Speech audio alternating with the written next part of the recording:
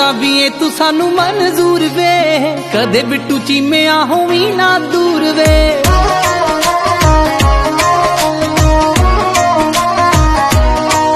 ਉਹ ਜੱਟਾਂ ਦਾ ਵੀ ਏ ਤੂੰ ਸਾਨੂੰ ਮਨਜ਼ੂਰ ਵੇ, ਕਦੇ ਬਿੱਟੂ ਚੀਮਿਆਂ ਹੋਵੀਂ ਨਾ ਦੂਰ ਵੇ। ਤੇਰੀਆਂ ਮੁਹੱਬਤਾਂ ਤੇ ਮਾਣ ਜੱਟੀ ਨੂੰ ਵੇ, ਹੰਝੂ ਖੁਸ਼ੀਆਂ ਦੇ ਨਿੱਤ ਰੋਈਆਂ।